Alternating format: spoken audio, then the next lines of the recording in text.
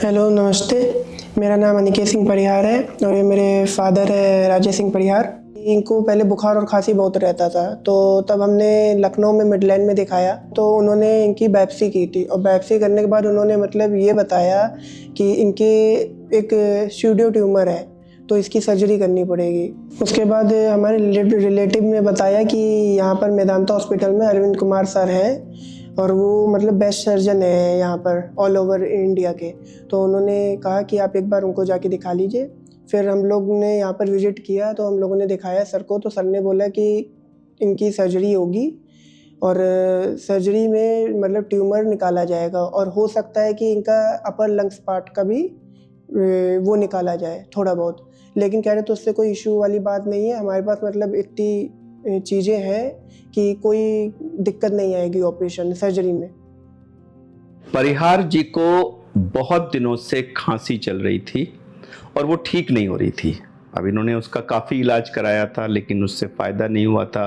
फिर इनका CT scan हुआ था, ब्रोंकोस्कोपी हुई थी और उसमें पता लगा था कि इनके राइट लंग का जो अपर हिस्सा होता है, तो उसकी जो सांस की नली मेन नली से जहाँ से शुरू होती है वहाँ पर एक ट्यूमर था इनको, और उस ट्यूमर की वजह से इनकी खांसी नहीं जा रही थी। अब वो ट्यूमर एक कैंसर का रूप भी था और उसको निकाला जाना एक सेफ मार्जिन के साथ, ये नहीं कि आप खाली उतना ही निकाल लो, उसको थोड़ा दोनों तरफ मार्जिन के साथ निकालना था। इसका मतलब कि राइट अपर लोब के साथ साथ जो मेन सांस की नली है उसका भी हिस्सा उसके साथ निकलना था।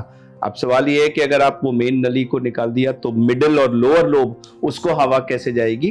तो उसके लिए काफी जटिल सा ऑपरेशन होता है जिसमें इसको काट के और नीचे वाली नली को ऊपर वाली मेन नली से जोड़ना होता है। ये एक बहुत जटिल ऑपरेशन है, लेकिन फायदा यह है कि इससे पेशेंट का जो बाकी लंग है जो नॉर्मल है उसमें हवा की सप्लाई मेंटेन रहती है और वो बच जाता है।